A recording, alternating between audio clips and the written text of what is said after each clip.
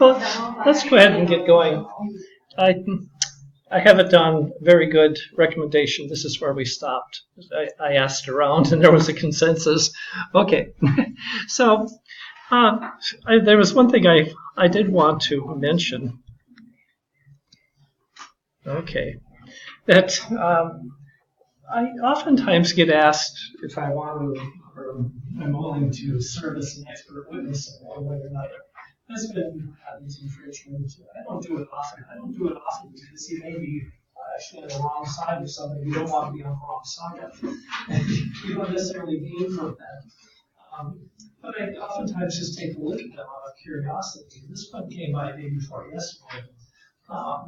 Current case. And so this is a person who goes out and finds expert witnesses. So it's kind of an online.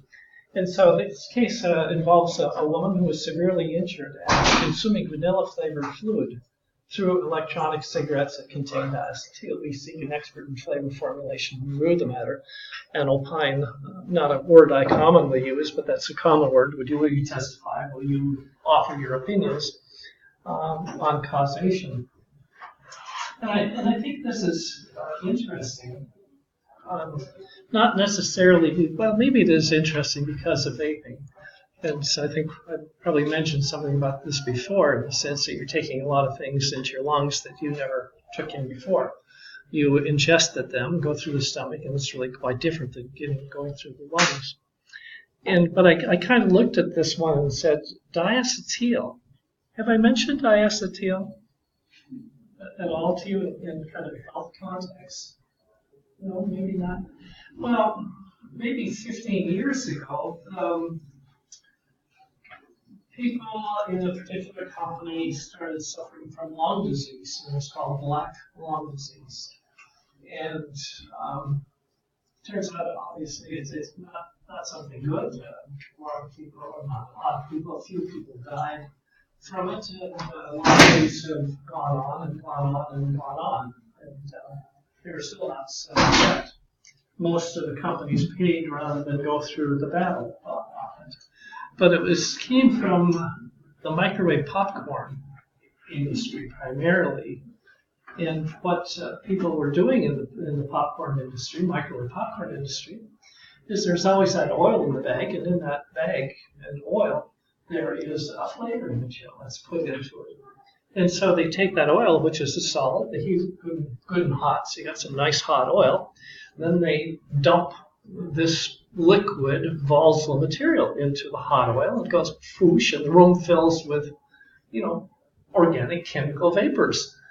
And it just amazed me. I got in a hazmat suit and went through it. And it amazed me that people work under those conditions because you simply can't do something like that. I don't care what chemical it is. You really handle these things as if they are harmful to the health, and many of them are. It's kind of like you're sticking your head in a bottle of chemicals and being surprised that there's a problem with it when it comes right down to it. But like I say, this has gone on for a long time. Many companies won't touch diacetyl. They won't handle diacetyl. They won't even have it in their facilities because of that.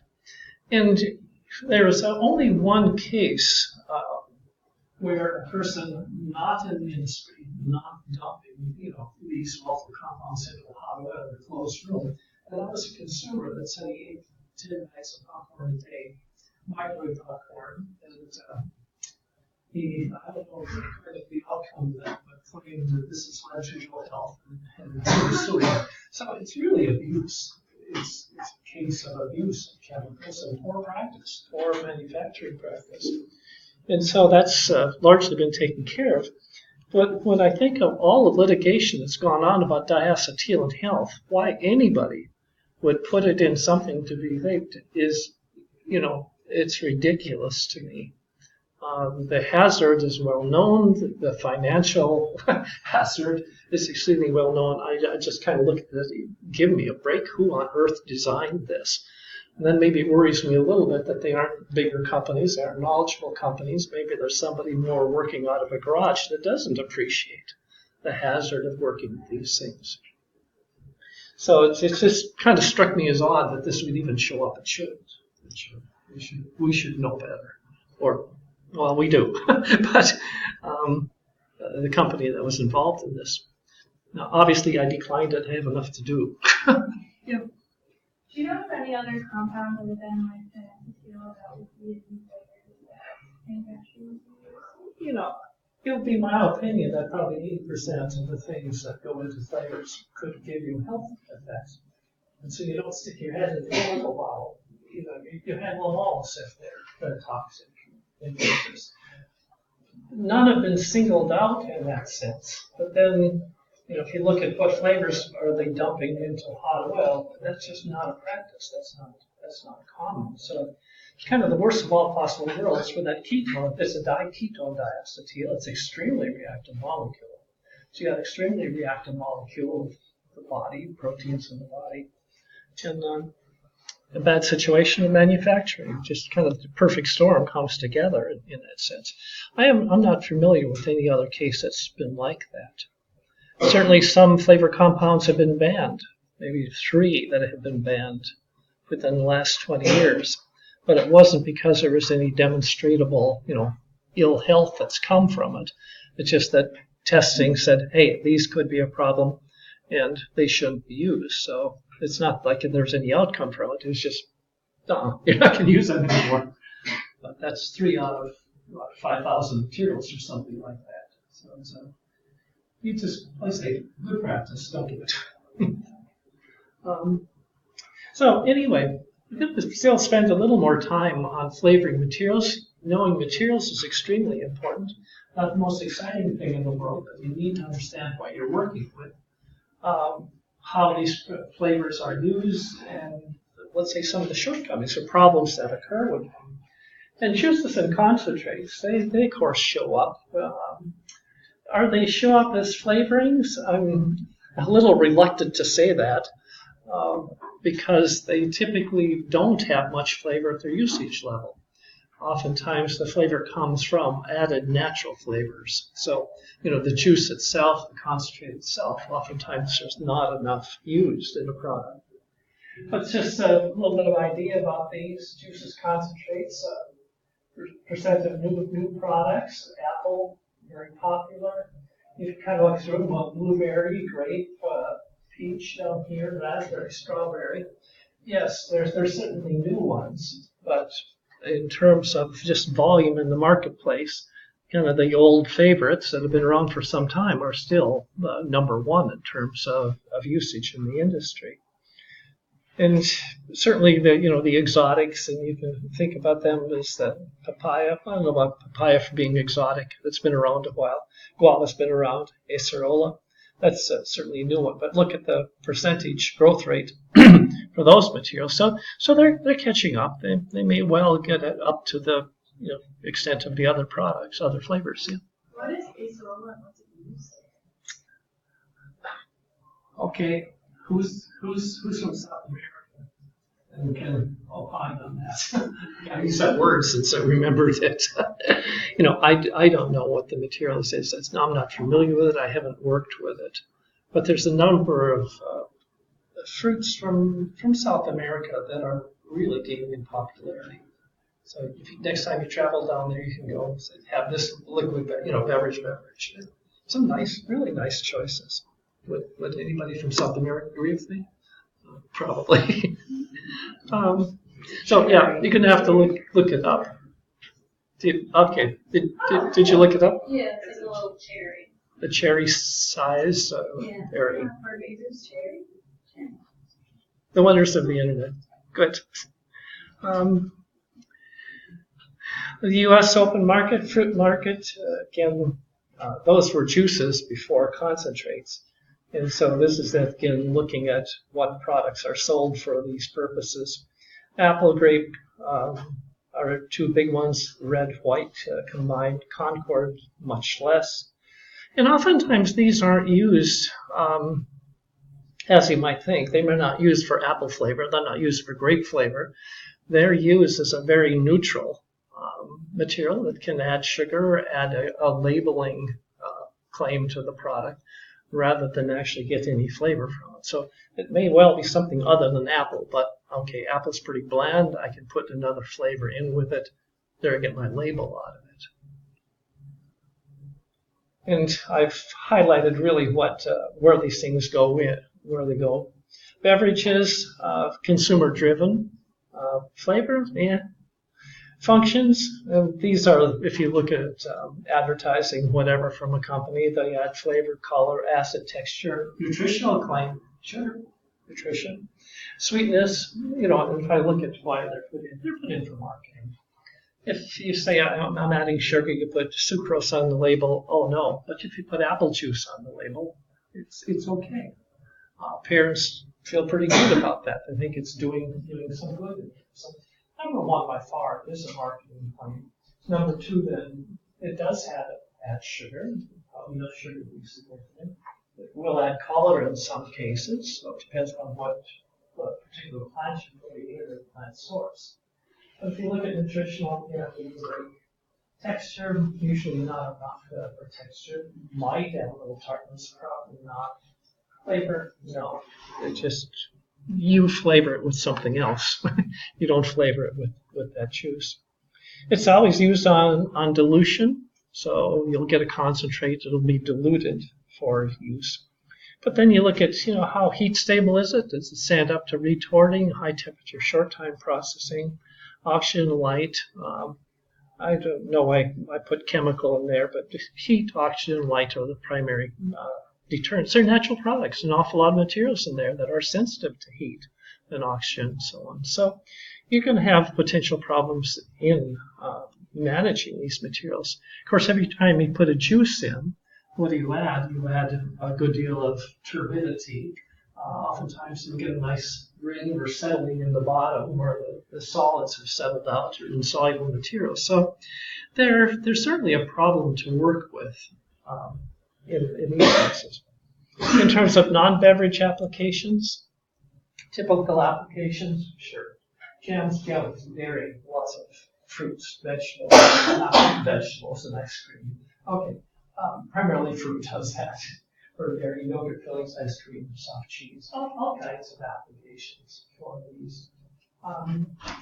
In these cases, they can actually have a significant effect upon the product, sweetness, flavor, and so on, because you use enough of it.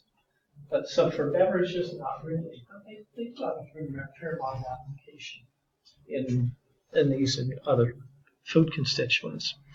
And since we do use a good deal more of it, yes, that raspberry puree that's put in, or strawberry or blueberry, whatever, it does add flavor, it does add color, certainly sweetness. Marketing claim, I kind of highlighted that, but that's not the same. It's fruit there. So it's not like a beverage that can be artificial or non-fruit containing. So maybe less in this. It's pretty obvious. So you can get a number of effects from this one. Get flavor, color, become more important. Sweetness, certainly. So certainly different functions. There's always problems in processing or potential problems in processing. These concentrates are expensive. It's cheaper to use a small amount for labeling purposes and actually get your flavor someplace else than pay for the cost of the purees and so on. The matter of handling them, they're not a powder, they're a syrup, they're concentrate one way or another. Some of them have to be refrigerated. Some of them are shelf stable, but all of these things add costs and hassle in managing them. Physical, chemical properties, how they behave in the product, pH changes and colors, all kinds of problems with them. You'd rather avoid them completely and put in a whole bunch of artificial ingredients. Tongue in cheek. Okay. just no, they are a problem to work with. So this is just about what fruit juices are. 1 gallon of fruit juice takes 12.5 pounds of apples to make 1 gallon of apple juice. Blackberry, 13 pounds. So if you think about that, what are you going to pay for 13 pounds of apples, for 13 pounds of blackberries? They're expensive. They're very expensive ingredients. Granted, you don't use top of the line fruit. You use something that can't go into commercial, this old, fresh. You don't get it right yet. And so these are not the cream of the crop products. They tend to be those rejects from fresh fruit sales. But still, it takes an awful lot of fruit to make a gallon of these materials. So cost is always a limitation as well.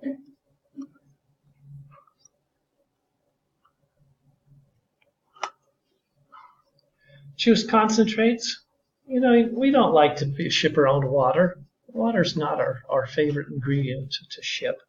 And so for most of these, you buy concentrates and you dilute them. And this gives you an idea of some of the majors here. Apple concentrate is concentrated to 70-degree bricks. It's called a 7-fold because normally it's 10% solids. 7 times that strength, so it's a 7-fold concentrate. 84 pounds of apples go in to make 1 gallon of that concentrate. The juice industry, when they do the concentration, they do it by distillation primarily.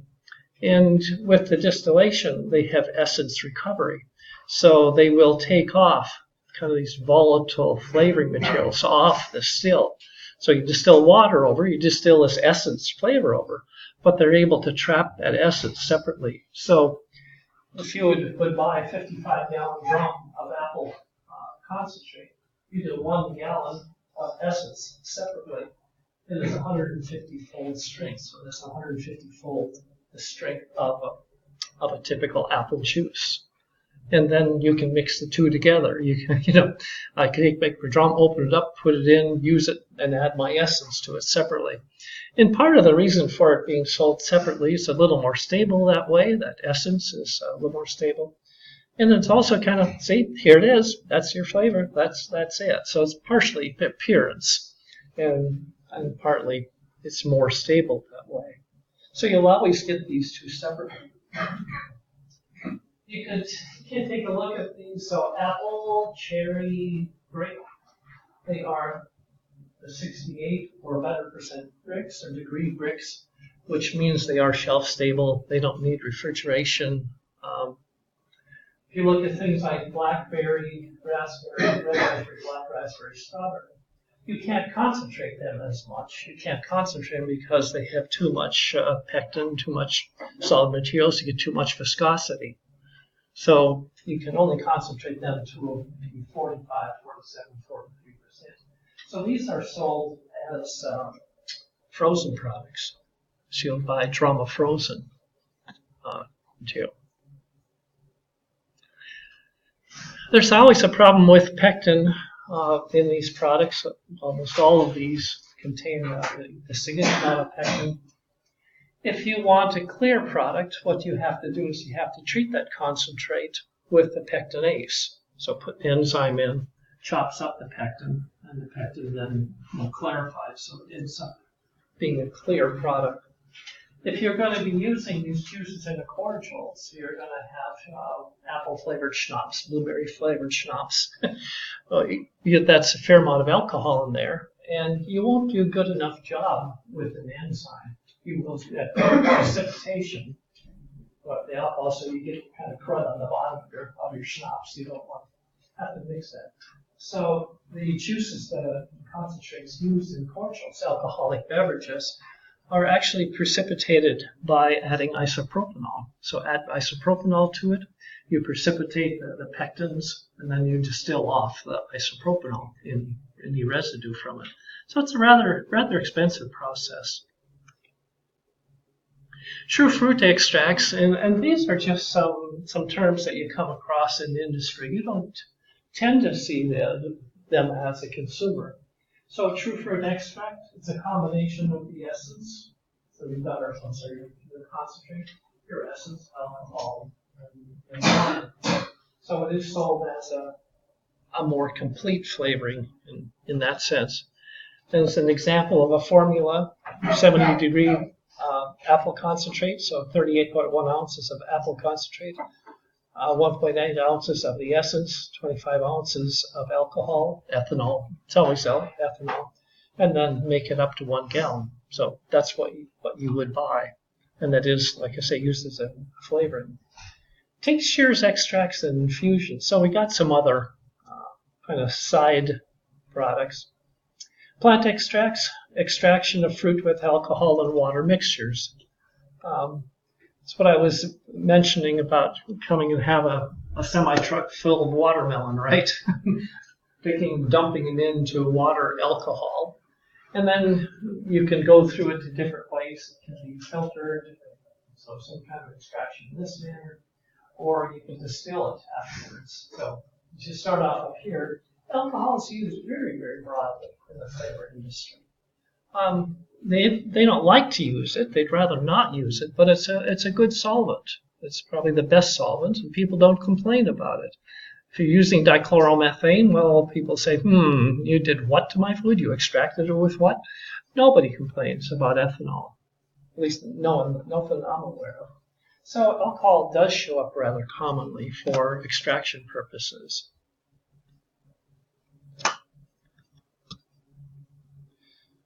These materials do carry color. You may or may not want that color in the product.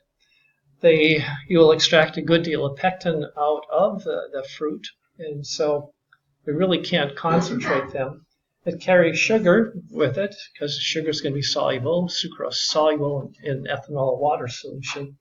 So there's questions then of solubility, stability when we get sugar in the mix as well. You've probably gone to the grocery store one time or another, and you've picked up almond flavoring, McCormick and Company, or whoever. So these are what we call household extracts, and they are sold, obviously, to households. So almond extract, what is it? It's really 3% of the flavor oil from almond. So 3% of that is 97% ethanol. Anise, 3% of anise extract. Okay, the rest is ethanol, lemon, peppermint, and so on, basil. So basically, you're just taking an essential oil and you're making an ethanol solution and you sell it to the home consumer. Reinforced WONF.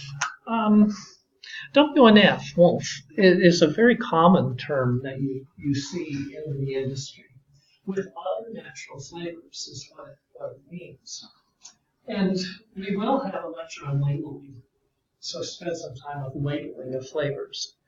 And there are some rules in there that say, well, strawberry isn't part of raspberry, so if you put strawberry into a raspberry flavor, it would have to be an artificial raspberry flavor by some convolution of the rules. And they say, no, I don't want to call this artificial just because I put a natural strawberry in the raspberry flavor. And so, there's a category. I can take my raspberry, I can call it what I want. It's got other natural flavors. It's okay. We labeled that. So, anytime you start mixing fruit flavors, you'll oftentimes see that WNF with other natural flavors. As an example, taking oil to get and adding to apple extract. It enhances the apple flavor that oil to get. And again, you don't want to call it artificial, so here's my apple with other natural flavors. Here's my raspberry with some orange root extract. It's a natural flavor. The big members of this group are really two members, and that should be no surprise to you, vanilla. Vanilla is the only flavor with a standard of identity. So if you go to the CFR, Code of Federal Regulations, it gives you the formula. 13.35 ounces of vanilla beans, and they specify the moisture content of those vanilla beans so that a high moisture, it's a right amount of solids. And the 13.35 ounces of vanilla beans are extracted with 65% water, 35% ethanol. And again, there's some differences in grinding times, temperature. So you can get a little bit of variation on this, but that is the formulation that must be used if you want to call that vanilla extract. The other one, so vanilla is number one, also lemon. This is rather interesting. I don't think we do this, but anyway, we don't do it here. But if you take lemon oil, so it's peel oil, so you take the oil of the peel of the lemon, you take a kilo of it, you add it to a kilo of alcohol, ethanol, and a kilo of water, you've got 3,000 grams, or 3 kilos of mixture. You mix it up well, and you'll get a phase separation. This alcohol water blend, it's good for the flavor compounds of lemon. Flavor compounds of lemon are soluble in that 50-50 water-ethanol mixture. But the terpenes that are insoluble really don't contribute to flavor. They aren't soluble. So you get phase separation. You get a phase on top, which is primarily limonene, and some other monoterpenes, diterpenes. And then at the bottom, you've got your alcohol-water mixture. That alcohol-water mixture contains the key components of lemon. And that's, again, if you want to know how you make Sprite, how you make any kind of clear lemon beverage, lemon-flavored beverage, you use an extract like this, because lemon oil wouldn't be soluble. You put lemon and oil into water, it's going to separate. To make an emulsion will be cloudy, but if I want a clear, sparkling beverage, lemon-flavored, you go through this process. And then the alcohol-water solution is what you use in the beverage. So this takes the key components out, puts them in alcohol water, you use that to flavor your beverage. Oops. So this is just a little more detail on it. Separate two layers. Top layer, 900 to 929 grams. So you don't get quite, you started with 1,000 grams of lemon oil. Well, you get this floating on the top. In the bottom layer, it's a little over 2,000 grams, obviously, powder soluble fresh character. It's a clear beverage. What happens to this? Well, these are called wash terpenes. They're just terpenes. They really don't have a significant amount of flavor. So what happens is people will buy them and they'll put in citral from lemongrass and they'll call it lemon, maybe lemon flavor with other natural flavors. If they use an artificial citral in it, it'll be an artificial flavor. They might choose to use this to make emulsions. We call them cloud emulsions. And that seems like maybe a strange term, but some of your beverages you want to be cloudy. You want to have a turbid appearance. You may want to suggest that there's been some real fruit juice in there. And okay, real fruit juice would make your beverage cloudy. But real fruit juice, cloudiness, that's a pain in the neck. It browns, it settles. It's really an annoying thing to work with. So you buy a cloud, and then that's a very stable emulsion. It gets its cloudiness from this insoluble layer to make a great emulsion. And you add that to your beverage, so it looks like there's juice in it, and you can then sell it as that. This, I guess the only point of this is, here's your beginning lemon oil and composition. I need to find limonene. No, it's just 71.6% limonene. Not an important flavor compound at all. It's just a 10-carbon hydrocarbon. No functional groups on it. There's nothing but carbon and hydrogen. Terpene, now we get into some things that do have flavors down here. But the washed oil, so this is the stuff that's a byproduct.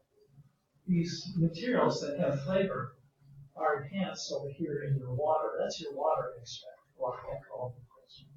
All of the flavor compounds really get moved over to your extract and taken out of your lemon oil itself.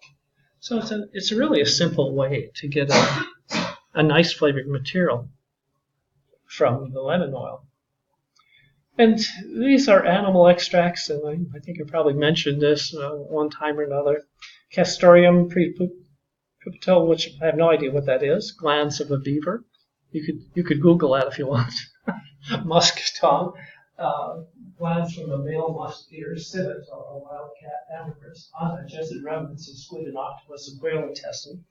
And so if you ever read about somebody on the web saying, oh my God, you know what they do in the flavor industry? They kill beaver and then they make pop out of it.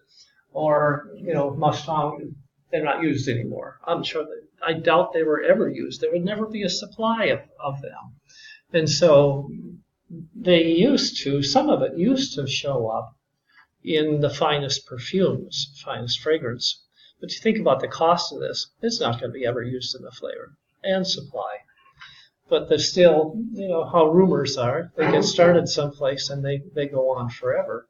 So these simply, no, they are not used. So these are distillates, so we've only got a couple more things to look at in terms of ways to make flavoring materials. And of course, these are our raw materials for the creation, right? And we did get all the materials to make Concord Grape next Tuesday night. So we have the materials for you to create flavor. So distillates or alcoholates, coffee, cocoa for alcoholic beverages, flavor purposes. So you grind roasted coffee beans, grind roasted cacao beans, cocoa beans, with alcohol, water, and distill. And so you basically prepare a distillate. Absolutely clear, absolutely soluble. If you want to have any clear beverages with a coffee or cacao chocolate flavor, this is the way to make it. So here's your still. Go ahead and put your ground materials in here. There's a mixer on the bottom. So you've got water, alcohol, coffee beans. Distill it over, condense it here, and you have your distillate. And so for any of your alcoholic beverages, that tends to be how you get a clear coffee or cacao flavor for beverages. The next area you want to take a look at is... Pardon? For the coffee alcohols, when they're oftentimes they do have color to them, or is that done lightly in additional colors they're adding up? I think would put nothing for color, but if you want color to it, if you want something clear, you're in good shape with that. Yeah.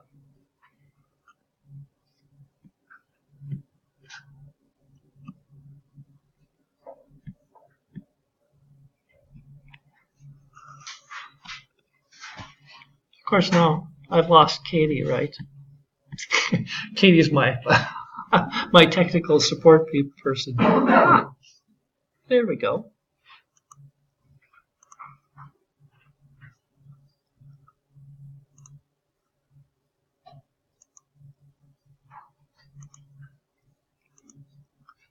Well, how about spices, herbs? Again, that's a fairly quick one.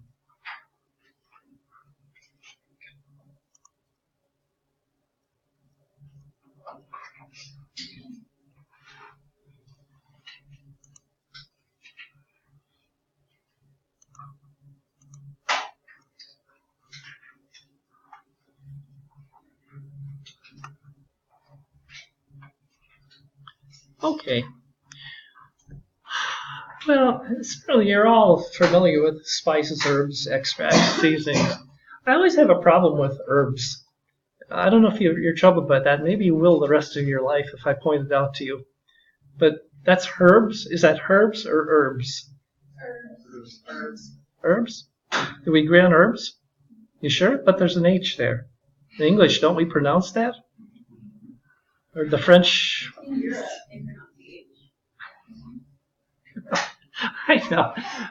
A long time ago, I was at a meeting, and a fellow from the UK, and the first thing he said, "Oh, I'm talking about herbs and spices," and that's always stayed with me.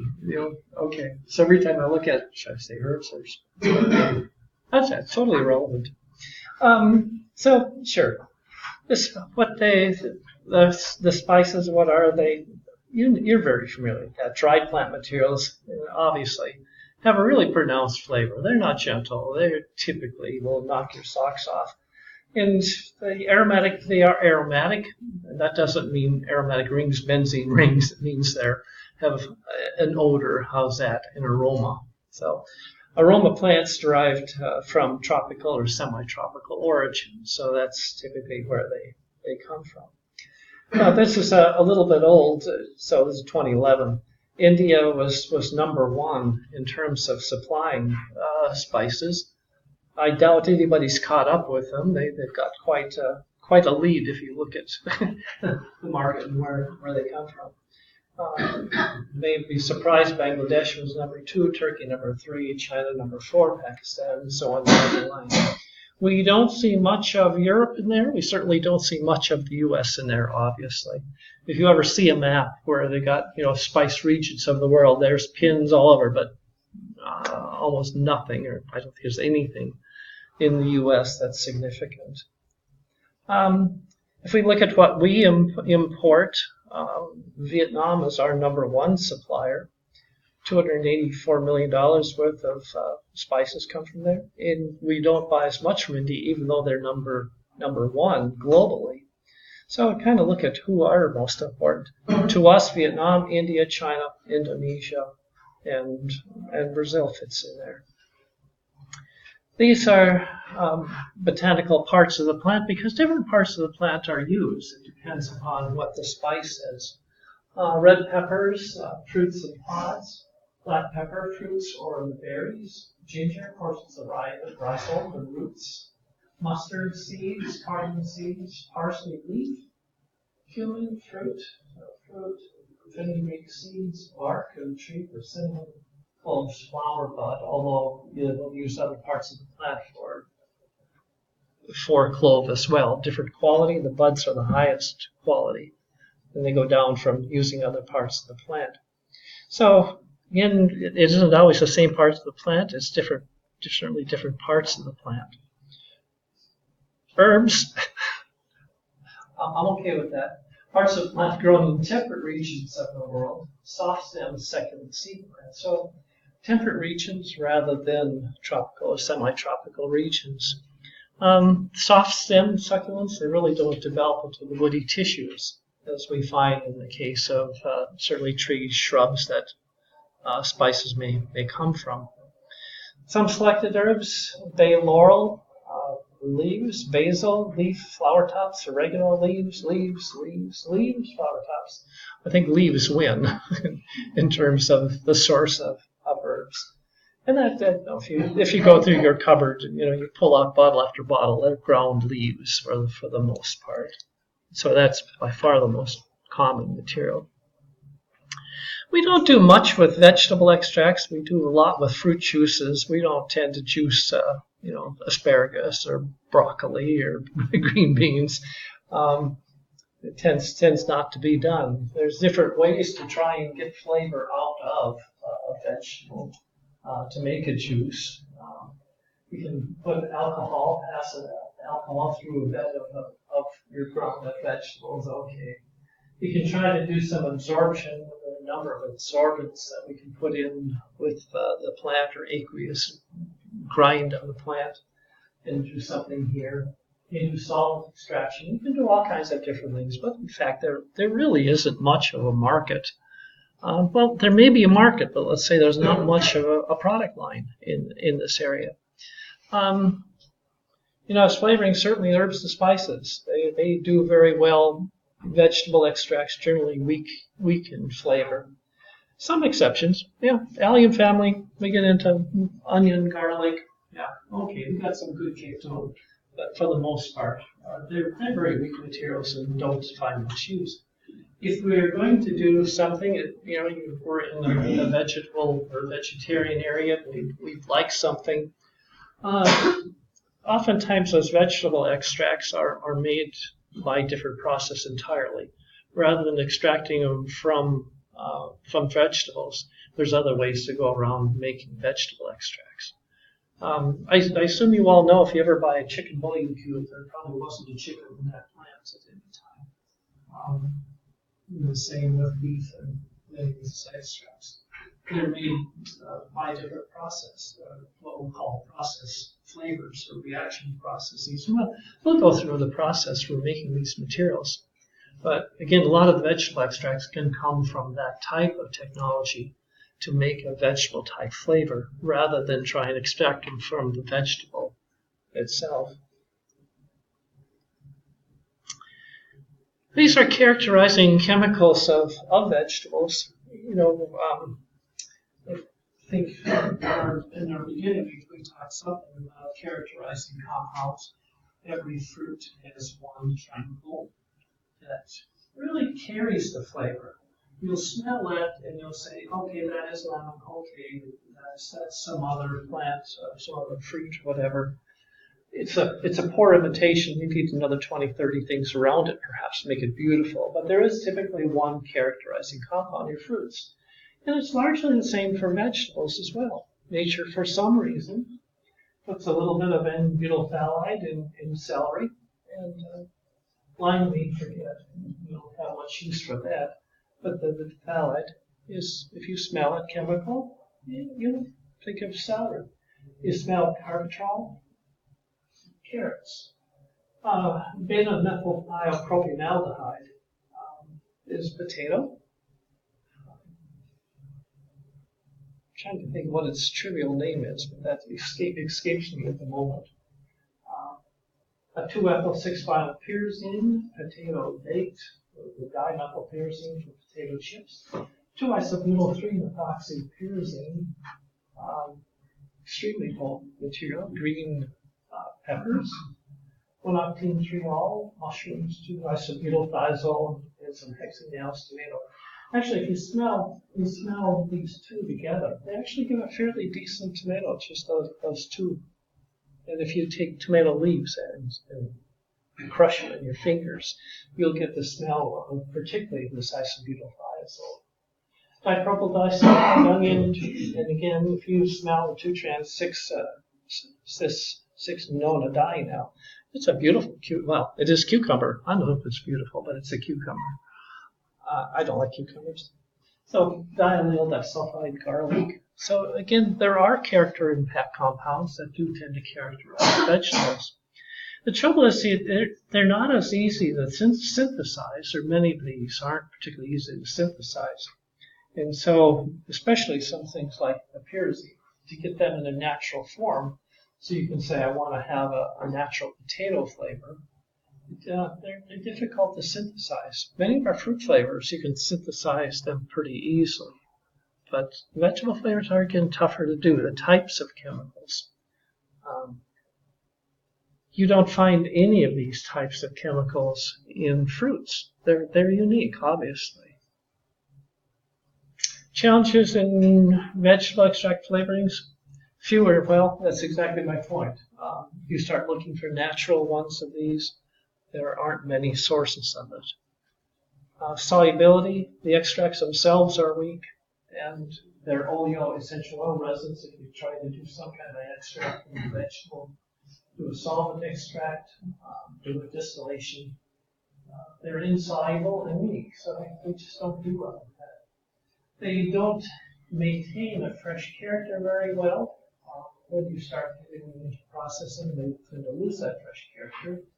Liver and finished applications, oftentimes the finished applications, high humidity, thermal processing stability, they just don't perform well in use either. So they're certainly a lot more problematic than our fruit flavors.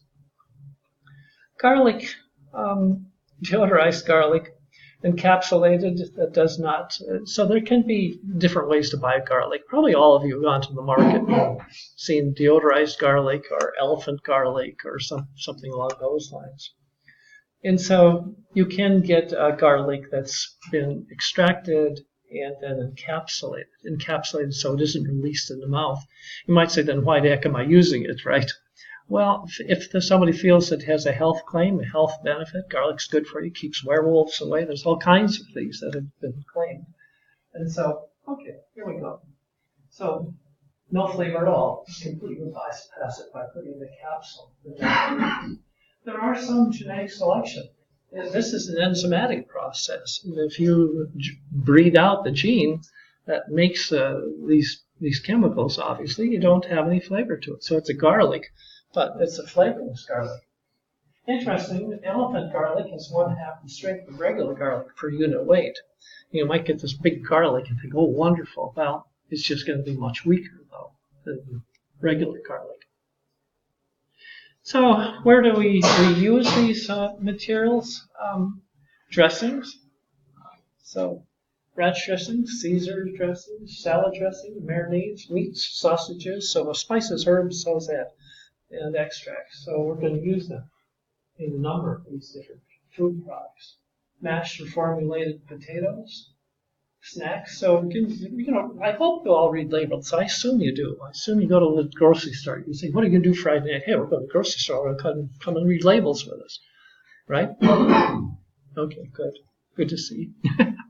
No, but look for labels. If you see a flavor, why did they flavor that? How might they have flavored that? It's interesting. Snack foods, of course, is a place for many herb spices. You think about what's put on the outside of take your snack. It's dusted on, or seasonings are put on the outside. And I think it goes down here. In some cases, 25% of that snack weight may be that seasoning. So it can range from a very light coating, an oil coating, to a very heavier coating. Again, one of my favorites are the cheese curls, we call them. So kind of curl, you got this cheap powder all over them. It makes it absolutely impossible to do anything on the computer, anything for a while. You don't know what I'm... Cheetos? Cheetos, yeah. I know. I have a problem with memory. But yeah, they're my absolute favorite snack in the whole world, and I just, then you lick your fingers afterwards because it's the best part.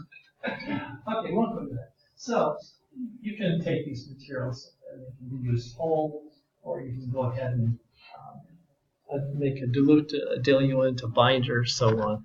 Or you can add them to, and we'll have some formulas, I guess. Maybe we'll wait for that. Herbs, spices, pieces of vegetables, oftentimes put in for appearance. If people see some bit of herb or spice, it makes an impression. Oh, it's better if it's visible. So it may not really do anything for flavor, but if the consumer likes it, good. Sesame seeds, pieces of onions, green herbs, they're very attractive. Turmeric or paprika, of course, is a colorant, so we can get color from there. But again, so they can certainly be used for appearance of a product. Ground spices, I don't know if I assume all of you cook also, but there's also the idea that the first day you make something, maybe it's a soup, it's a stew or something. It's got a certain flavor, but it gets better the second day. And some of that is the spices, the flavor, and the bleaching of the herbs, the ground materials. They're pretty well encapsulated in those ground spices, and so it takes a good deal of work to get them out. And so the idea that maybe the second day when you warm it up, you just had a better blending, rounding the spices, more of them come out into the product. And they are certainly more heat stable. We can add our spices in different forms. Pure oils, for example, but they're not nearly as stable as the corresponding whole spice. So there are certainly advantages to that. Well, I think we should take a break, come to think about it. So how about a 10-minute break? Okay.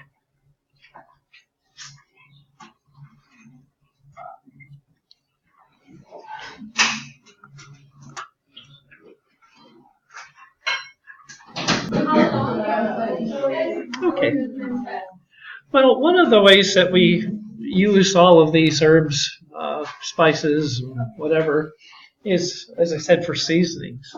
And there's a few seasoning recipes that have been published, and this is one of them.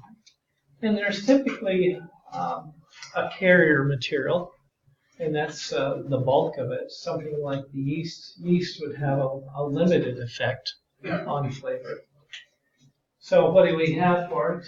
Primarily carrier. The salt can be a carrier too. So since percent by weight, obviously, corn flour is a carrier.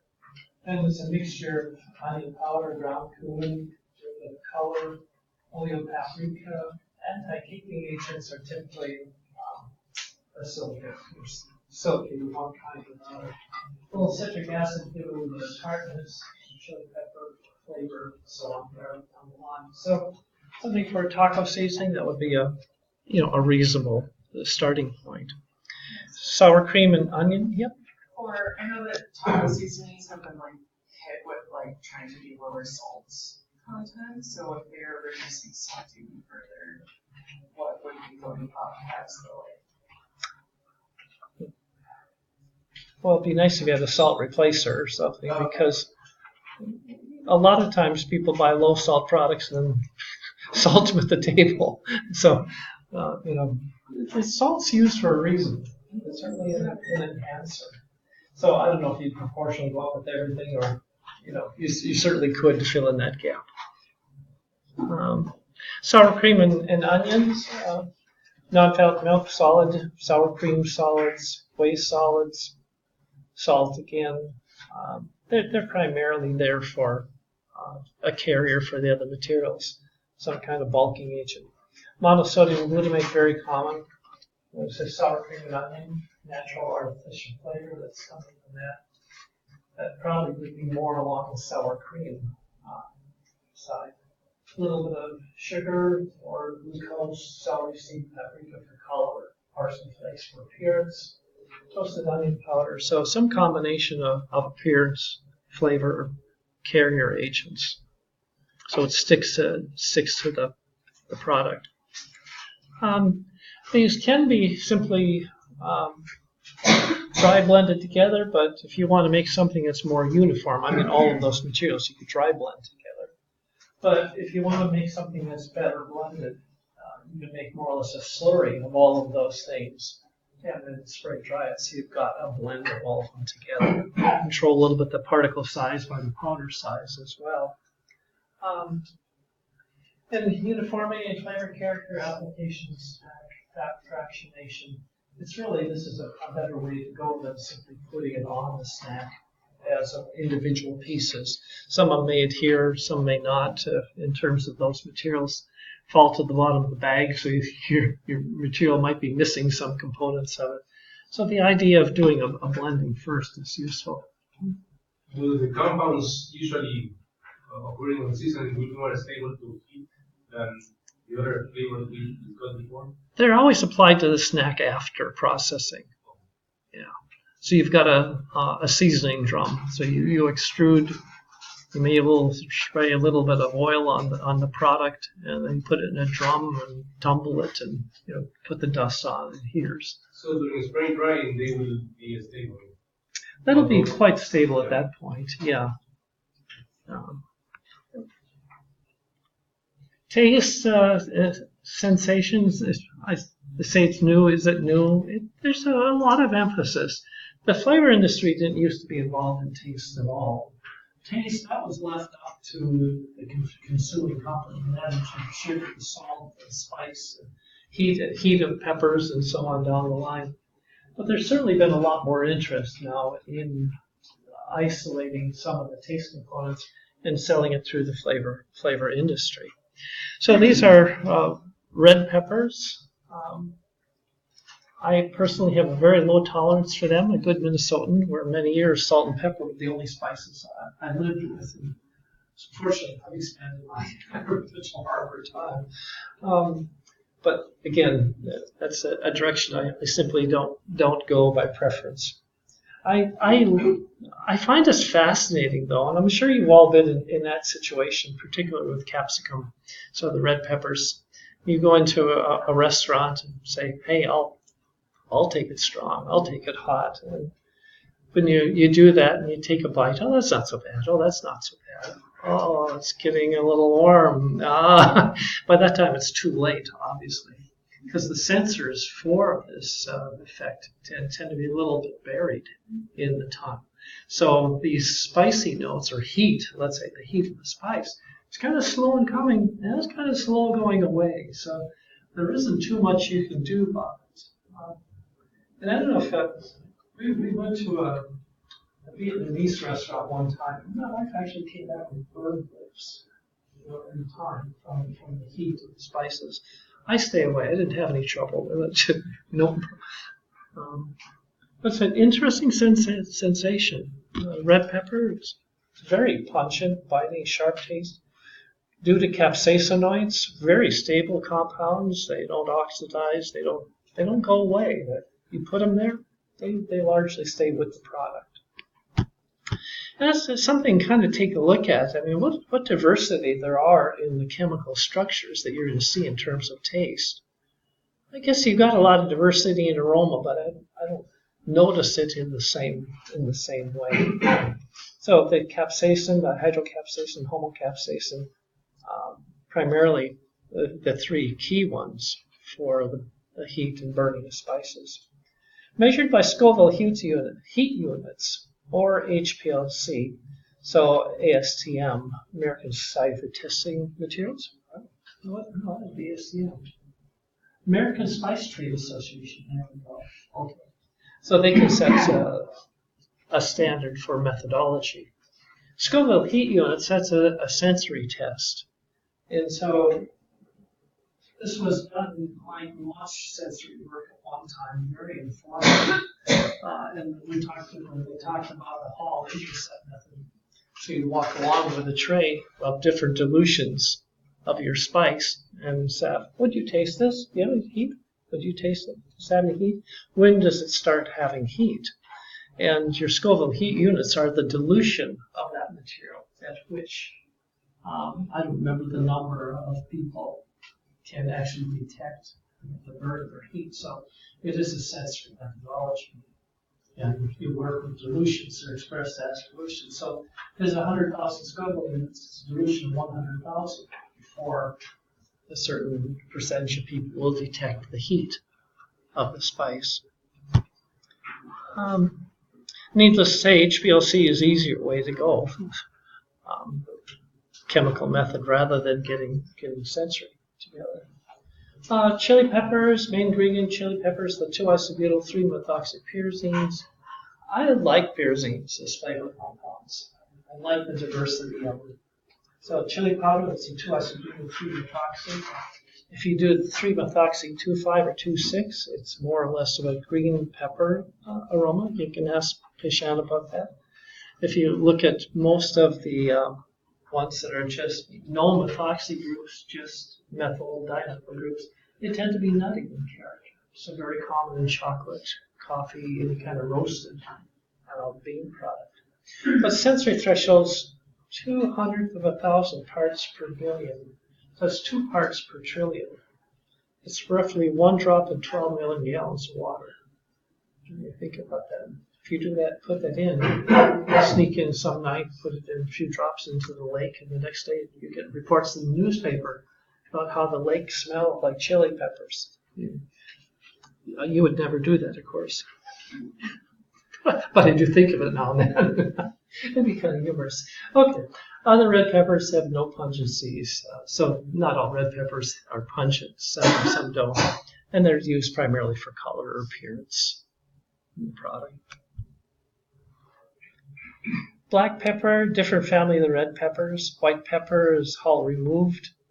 And I don't know if you've ever taken time to notice the difference between black pepper and white pepper in terms of the sensory properties. To me, the white pepper is really earthy in character, less pungent, and like I say, that property as opposed to the black pepper. And again, different chemicals. These are the piperidines, pepperminines, so on, character impact compounds of black pepper. Ginger rhizome is used as flavoring part of the plant. Jamaican ginger is considered one of the best in the world. The root clean, sliced, sun or air dried if it's being sold as a dry spicing material. Ginger is unusual in that it is used both in sweet products and in savory products. Now, we did do ginger smelling. Did we last, when we did that lab? Yeah. And so you got the bite of the ginger in one, and not the bite of the other one. And so, obviously, the sweet ginger extract goes with ginger ale, where you want a light, refreshing flavor, savory. Okay, then you get the aroma and the bite, so you get both of those put together. Aromatic isn't too helpful to me. Biting camphoraceous, woody, spicy, that means something to me. And again, if we have the chemicals, yeah. So these are the chemical structures that are responsible for this character. These all tend to be fairly non-volatile. They for all of the aromas that we've been talking about, you will smell these. These you don't get much or any smell out of. They're really non-volatile components. There's just two polar molecules. Essential oil, oleoresins. So we're back here for ginger. Ginger beer have ginger, citrus notes to them in terms of a descriptor. Horseradish mustards, that's always a problem to the industry. Very commonly, the industry wants a mustard that has character, has some bite to it. And it's impossible to deliver in a prepared mustard. When you get any jar of yellow or brown mustard, it's a liquid. It isn't going to have a bite to it. It's going to have some mustard aroma, fragrance, but there's very little in terms of heat or bite to the product. And that's because the compounds that actually deliver this character, the bite, they're not stable in aqueous solution. There's enzymes in there. Those enzymes in the mustard break it down, and you simply lose that bite to it. So if you want a nice hot mustard, what do? You buy mustard powder. You mix it up yourself and use it right away. Then it'll bring you to your knees. It's got all of the bite to it. And these are, in the plant, it's tied up as a glucosinolate. And so kind of go through the process. This is not volatile. It really makes much of a contribution. There's your enzyme that's present in the plant. As soon as you add some water to that plant and that extract, this breaks down into thiosides, and nitriles. And these are some of the side chains that are put onto that molecule. So, again, very, very potent materials. Horseradish, mustard are the nicest examples of this. Mustard seeds are ground to powders. Isothiocyanate is extremely pungent but unstable. Large problem making a biting sauce based on neither material. So like I say, if you want to have the bite, you use a powder, you reconstitute it just before you use it. Then you'll get the bite. But taste certainly is an interesting area. Taste from a cooling standpoint. A lot of efforts put in by flavor companies. Tagasako has certainly done a lot, put an emphasis.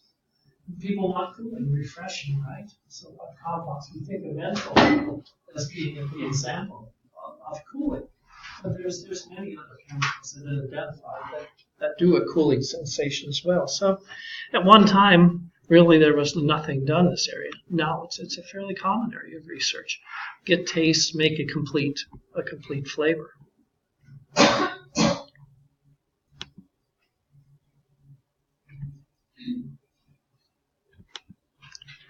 think we have the last one that we'll get someplace on. Natural chemicals.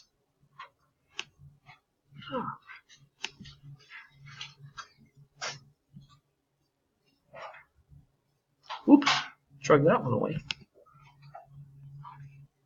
Oh well, we'll leave it off on the side. We're okay with that.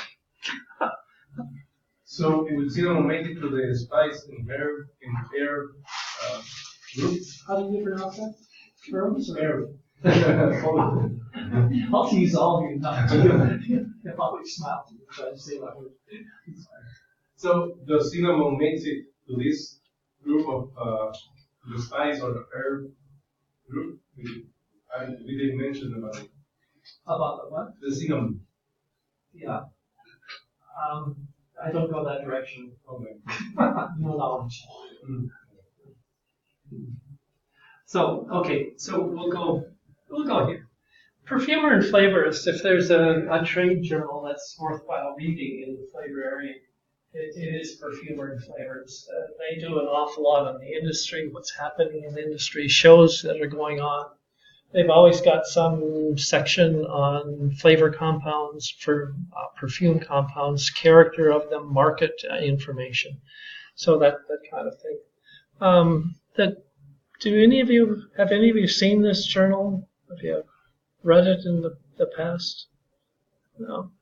It's like I say, it's probably one of the best sources for flavor or fragrance in the field.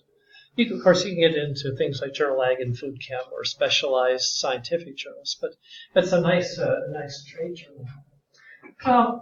Natural flavors. You're probably all aware that flavoring is the only food additive that has a standard of identity. It shows up. It is defined what is natural. So colors there's no such thing as a natural color legally. There's no such thing as natural other additives. The only additive that is defined is, like I say, what's natural, are flavorings. And the term natural flavoring is essential oil, we talked about, oleoresin, yep, essence, yep, extractive, protein hydrolysate, distillate, or any product of roasting, heating, or enzymolysis, which contains the flavoring materials derived from a spice, fruit juice, vegetable juice, edible yeast, herb, bark, bud, on down the line. Whose significant function is flavoring rather than nutritional. And that last sentence is well, this part here is interesting in the sense that people at one point were saying they were adding natural flavorings, but they were actually things that bound water really well, and this was put in meat. And so this flavor material would bind a lot of water, and the meat would gain weight, for sausages primarily. So it was a way that people were getting around the cost aspects. Put a little bit of this material in, and it binds water, good, I can sell more product. And that's why you can't label a natural flavor unless it truly does contribute flavor to it. The definition in Europe is actually fairly similar. Our rules are different, but not as different as you might think. I'm not going to read it, but go ahead and read it.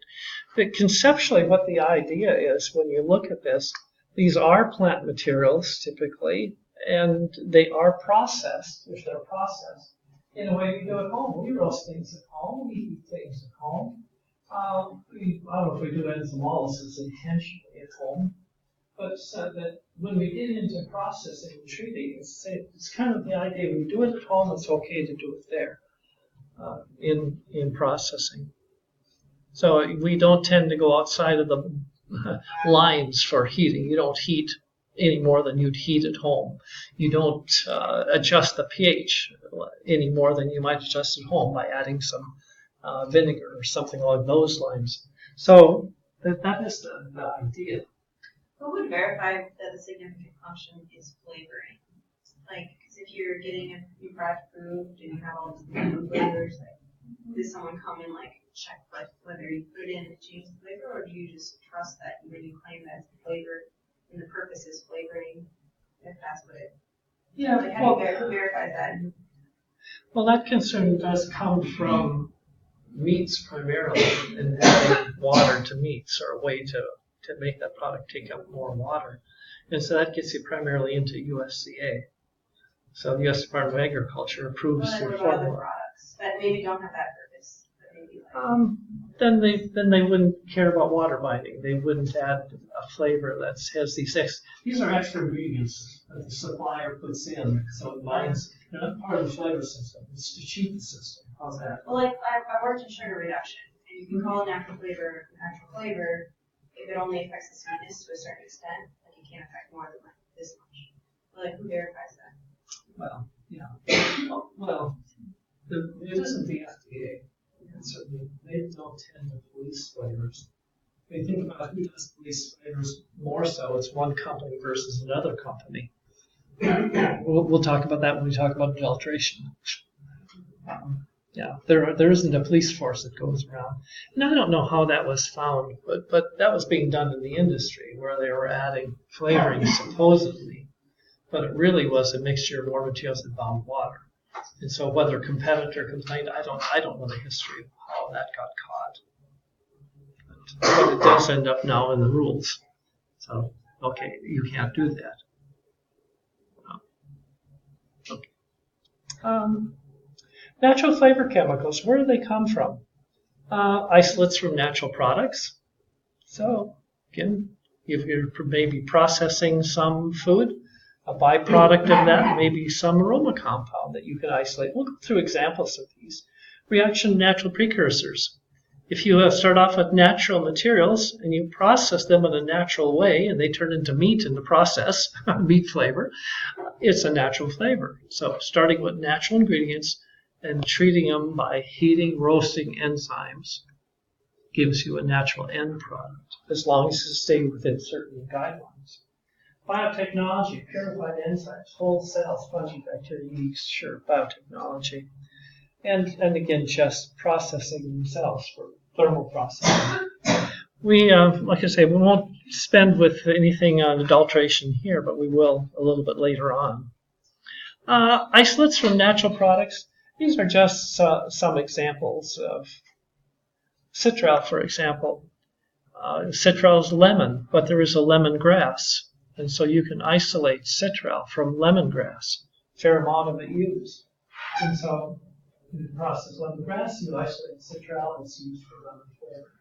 Decanal is a byproduct of orange juice, primarily processed. So fair amount of decanal, and so you can isolate this. Somaticaldehyde, obviously, cinnamon bark. And methylantranolate. Actually, methylantranolate, I think.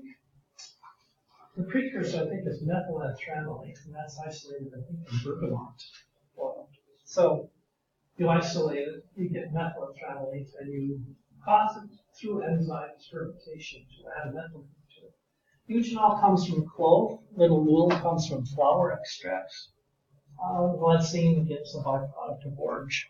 So again, these are just natural products that have enough of those chemicals that you can isolate them and have that flavor component.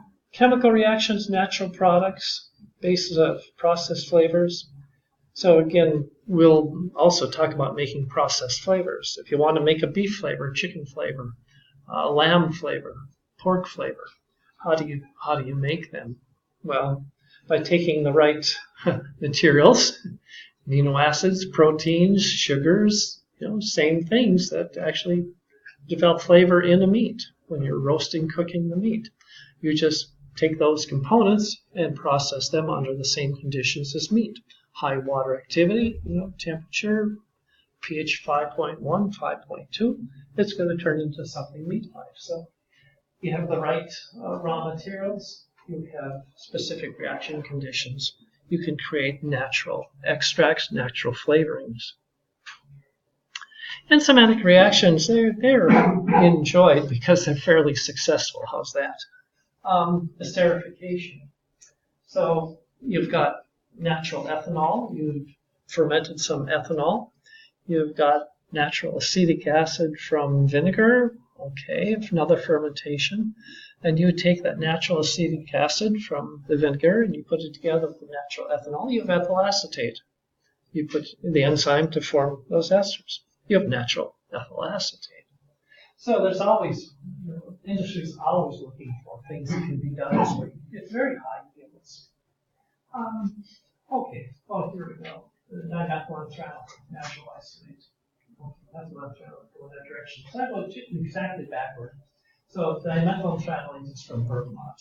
Okay, and you can cleave one of these methyl groups off to give you the concrete break. So it's just backward from what I told you. We can isolate this and then produce this by enzymes. Hydrolysis, chiral reactions, reductions, oxidations and so on. So again, you can start off with some things and you can change them by many different ways. As long as it comes from a natural product and you use only enzymes in moderate conditions, you have a natural flavoring material. And again, that's what I just mentioned, ethanol. Well, this is plus butyric acid, right? But natural catalyst. So the catalyst could be an enzyme, or it could be natural hydrochloric acid from the springs of Yellowstone Park. How's that? That's natural acid. If you synthesize that acid, it would be natural acid. So the idea of, there's some silly things that go on, and I think that troubles the deal. We run through hoops, we make things difficult to form a molecule that's very easily formed by other means. It drives up the cost of the material, and oftentimes it results in products that aren't of the same quality. In other words, I'm saying you could make it artificially, same thing, much cheaper and better quality. But due to our laws and marketing labels, we don't tend to do that. Enzymatic reactions only go so far. You can only oftentimes do one step, two steps. You don't get to go to a finished product if it's multiple steps. So you can put two things together, fine. But if you want to take those two things and modify them again and again, another enzyme, another set of conditions, it really gets to be a problem. So you can do simple things by enzyme bioconversions, but you can't make more complex, expensive, slow, catalytical steps. So they are used, but they're limited in how they're used.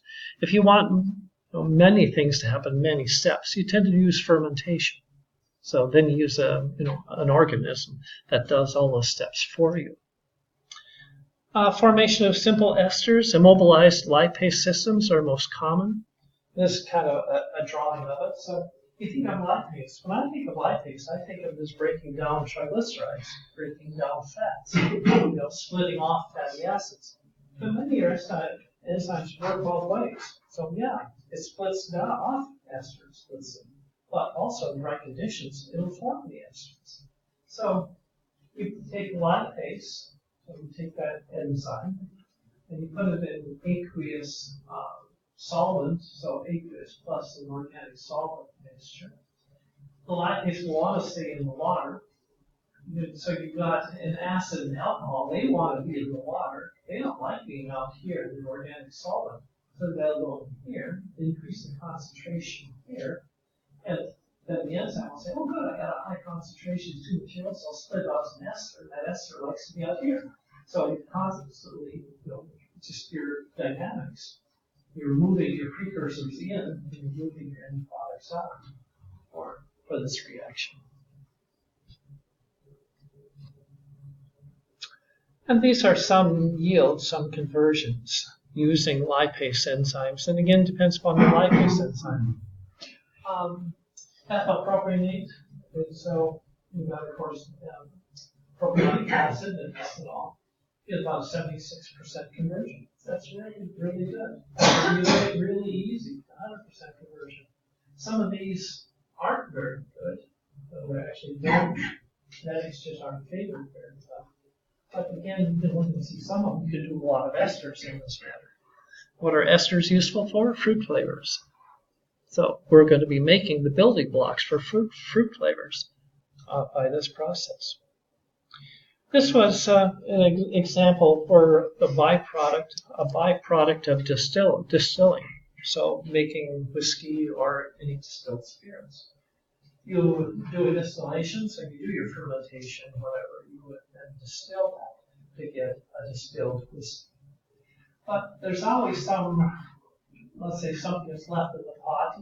These materials tend to be rather harsh, they're unpleasant. So when you do your distillation, you take the first material over to make your fine whiskey.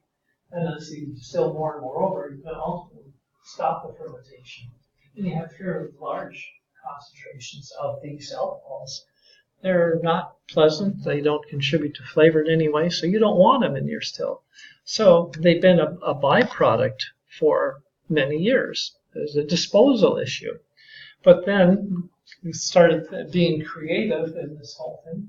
So one of your byproducts is 2-methyl 1-butanol. but you can oxidize that with an enzyme to get 2-methylpuric acid.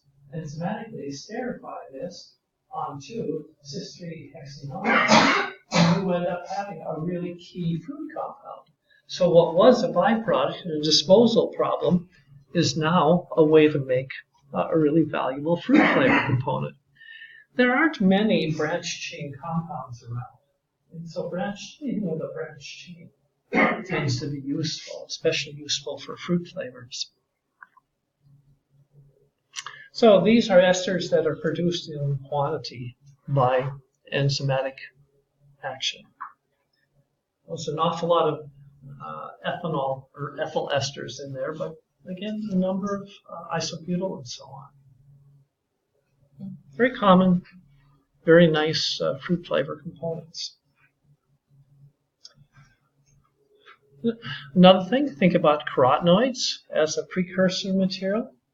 So we start off with a carotenoid, and we're going to be taking this color, right? We're going to change it into a flavor. And so you take your carotenoid, you'll use an oxidative enzyme to cleave the product. It's going to come down through enzymatic, so first oxidative cleavage, enzymatic transformation, acid catalyzed conversion. So it's interesting that colorants that you might think about, okay, that's a colorant, can end up going through about 4 enzymatic steps and end up having some very useful aroma compounds that come out of that process. Enzymes isolate from natural sources. Where do these enzymes come from? Well, flavor industry's always looking around for them, isolated from natural sources. Nectarine peel, isolate the enzymes from the nectarines. Flower pelts from osmanthus, Japanese green tea. So again, flavor companies that have traditionally been manufacturer of chemicals, pure chemicals, are out there being enzyme companies or fermentation companies trying to make these materials. As I said, I get troubled when we could make these chemicals so much easier instead of dancing around for these numerous steps. Osmanthus, shrub native to East Asia, so this is the source of some of our enzymes. Highest diversity of carotenoid-derived flavor compounds among flowering plants. Over 100 different volatiles have been identified in that particular plant. So that plant has the enzyme system to build what the industry wants. So you go to that plant and say, good, you've got all these things. Here, let me find a precursor for you. Let me give you some pure carotenoid, make it an emulsion at the right pH, the right system, and you can come up with a number of interesting aroma chemicals. Inone, beta-inone, raspberry. Actually, raspberry, key component of raspberry. Alpha-inone, so all of these will give you some of that raspberry character, but beta-inone is the most characteristic. And so this is looking at different enzymes. So where the species come from, where the enzymes come from. So isolate the enzyme from plants, looking at different substrates, getting arrangement. It's really hard to get by any other, naturally, it's hard to get by any other technique.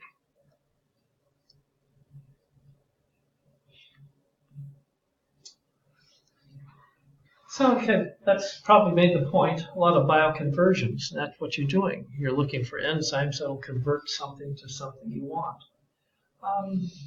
Oftentimes, it's interesting that this may end up being somehow an ester or something that you may not have wanted. And oftentimes, then, there's a secondary step of treating with acid to free that ester from its non-volatile precursor. So enzyme treatment, and there may be some secondary processing to get these things back. In terms of fermentation, simple conversions, the idea, if you've been in a microbiology laboratory, you've probably smelled some petri dishes or something fermenting. You get some beautiful aromas coming off from them. People say, oh, God, maybe I can collect this and make this flavor out of it. Can you do a total flavor?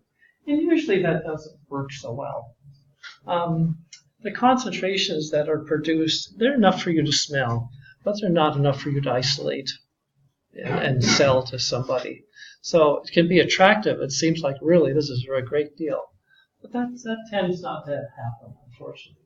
There's also the issue that if you would isolate something from it in flavor, you give it to the customer, and the customer says, that's nice, but I want slightly different. And then you'd have to go back to that organism and say, I'm sorry, the customer doesn't want it. You're producing how you could, make me what I want. Well, that's a problem. So we really don't do anything with total flavors by fermentation.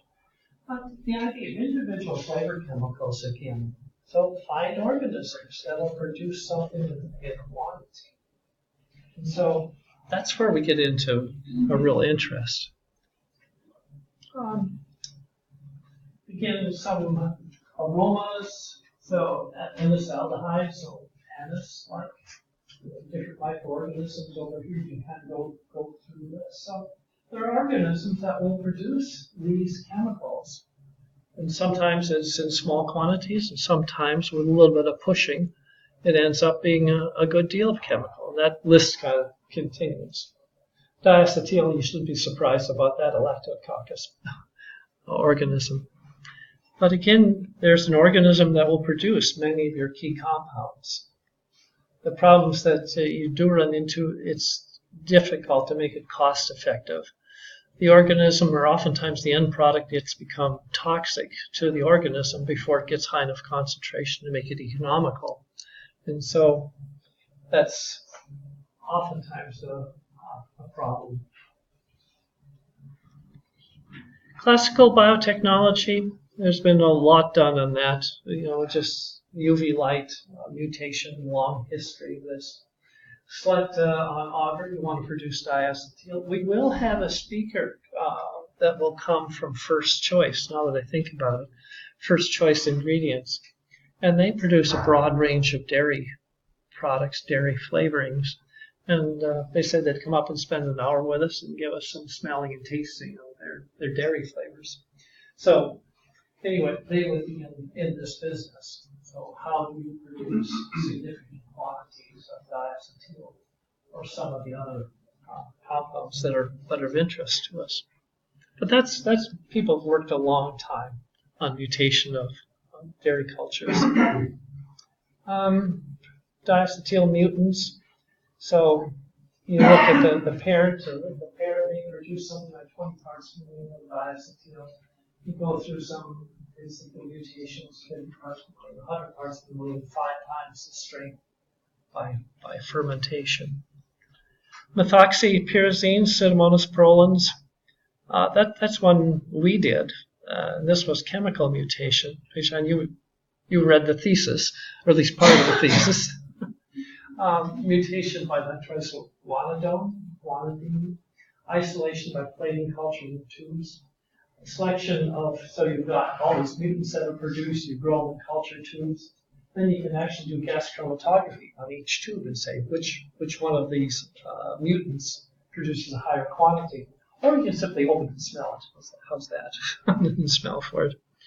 And then you get into optimizing the growth conditions for that organism. So again, mutation can be UV, it can be chemical mutation to end up being there. And these are just some ranges in concentration that we got. So over here, so these are parts per million, perhaps. I might have lost track of that because I have 2 different pyrazines and different mutation mutants that came out of this. You need some fairly high concentrations of this particular pyrazine. Pyrazines are hard to synthesize, so there's a lot of effort goes into producing by other means. Menthol, again, thinking of ways to let me see if that, yeah. So peppermint. Peppermint is harvested in the field, it's distilled in the field. You can't take the leaves in because there's a lot of enzymes in the leaf. Once you start harvesting it, you lose your mint, your peppermint. And what happens is it's menthol in the plant. You want it to go to menthol, so that is what you're happy with. But what you find is it will shift down into this pathway rather than this pathway. So you distill it quickly, so we get rid of enzymes, get as high concentration of this as you can. So the longer after cut, the more goes that way. The quicker you can harvest and distill, it goes up into what you want, the mint. And so one alternative is you try to get around all that. Harvest it when there's menthone. It's not menthol. But then use an organism to convert it to 100%. So instead of going for 40% conversion to menthol, you harvest it when it's all menthol, and then use the organism to bring it to menthol. So that's kind of enzyme or fermentation assisted conversion. How's that? But you get 100% yields.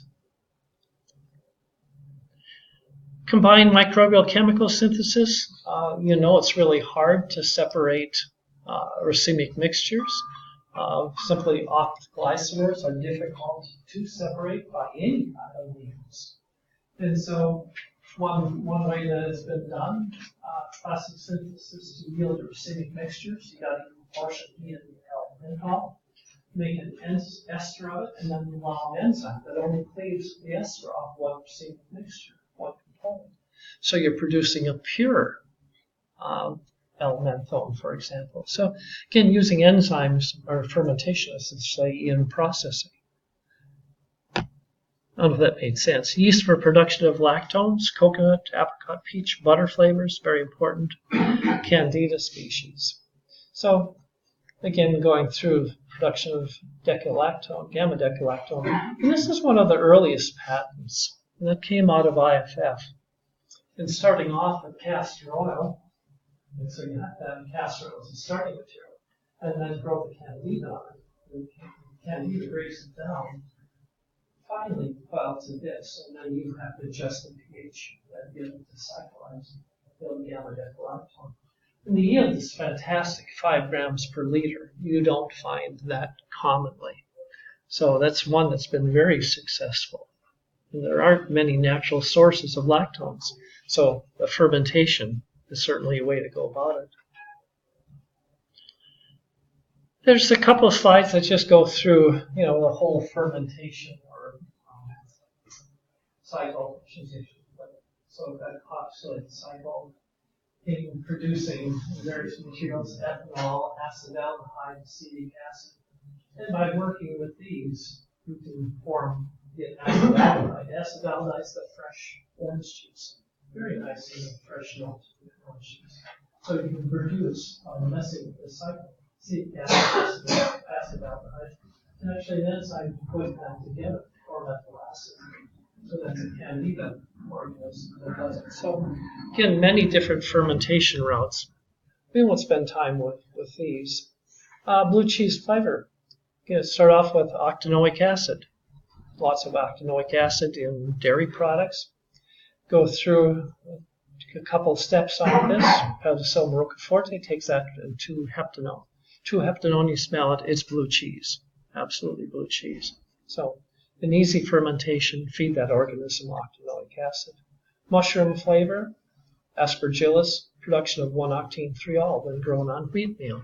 So again, finding the right organism, finding the right enzymes to make these conversions. How much we've got left to go through this. Let's call it quits at this point.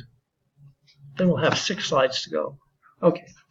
Anyway, next week we do have the lab. Like I say, read up on how to make grape flavors, and then we'll make it. I don't know if it'll work. Probably work in small groups, 2 or 3 people, and see what kind of flavor you can make. It'll be fun. Good.